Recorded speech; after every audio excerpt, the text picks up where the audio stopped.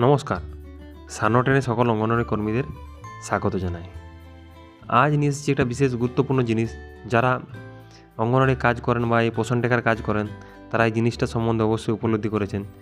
এই জিনিসটা হলো যে আমাদের পোষণ টেকারে যে পেজেন্ট করার সময় যে অসুবিধা, কী অসুবিধা না, আমরা যদি সেন্টারের বাইরে থাকি বা সেন্টারে না থেকে আপনি তো হয়তো অঙ্গনওয়াড়ি ওয়ার্কার, আপনাকে প্রেজেন্টটা করতে হয়।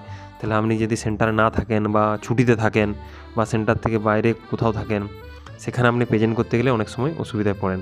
কারণ আপনাদেরকে এখন পোষণ টেকারের যে লোকেশন আপডেট করে করতে হচ্ছে, পোষণ টেকার যে সেন্টারের লোকেশন সেটা আপডেট করার পরে আপনার পোষণ টেকারে আপডেট ডেলিটেকিং করার সময় আপনি যদি বাইরে থাকেন তখন করতে অসুবিধা হয়। চলো আমি আজকে পোষণ টেকারে ডেলিটেকিংটা সেন্টার থেকে বাইরে থেকে করে দেখাবো কীভাবে আপনারা করবেন, যদি বা অন্য কোনো অসুবিধা হয় সে সম্বন্ধেও বলে দেবো। চলো দেখা যাক কীভাবে সেটা করছি। প্রথমে তার জন্য আমরা পোষণ টেকার অ্যাপটা খুলে নেব। পোষণ টেকার অ্যাপটা খোলার পরে আমাদের যে অপশানগুলো আসবে সেগুলো আমরা এই যে অঙ্গনওয়াড়ি খুলে নেব। খোলার পরে ডেলিটেকিং অপশানে যাব। না গেলেও হয়তো অটোমেটিকলি ডেলিটেকিং অপশানে চলে যাবে। সেই ডেলিটেকিং অপশানে যাওয়ার পর আপনার দেখুন আমি দূরে আছি, এই যে 663 মিটার দূর দেখুন উপরে দেখাচ্ছি। এখানে সিলেক্ট অপশান দিয়েছে। এই সিলেক্ট অপশানে দিয়ে করে দেখতে হবে যে আমি কেন কী জন্য দূরে আছি বা কী জন্য দূরে আছি। সিলেক্ট করার জন্য দেখুন আই অ্যাম অন লিভ, না I am on official duty, না I am an additional charge, না নেটওয়ার্ক প্রবলেমের জন্য। আমি যদি লিভে থাকি তখন আই এম অন লিভ করব।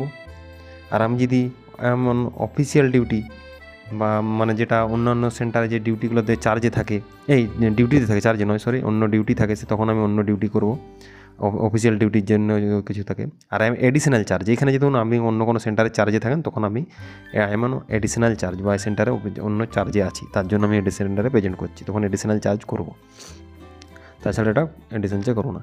তারপর নেটওয়ার্ক যদি সমস্যা হয়, বাইরে করছেন আপনি সেন্টারে নেটওয়ার্কের সমস্যা হচ্ছে, তখন নেটওয়ার্ক আনঅ্যাভেলেবল সেন্টার করবো, অঙ্গনওয়াড়ি সেন্টার নেই, যে অঙ্গনওয়াড়ি সেন্টারে নেটওয়ার্ক নেই তার জন্য দূরে করছি। তারপরে ওই যে ওপেন অপশানে ক্লিক করে দেবো। তারপর এখানে যে ওকে অপশান আছে, সেই ওকে অপশানে ক্লিক করলে আপনার প্রেজেন্ট যে অপশানটা সেটা খুলে যাবে এবং আমার সেন্টারটা ওপেন হবে। কারণ আমার সেন্টার খোলার জন্য প্রথমে ওপেন করতে হয়।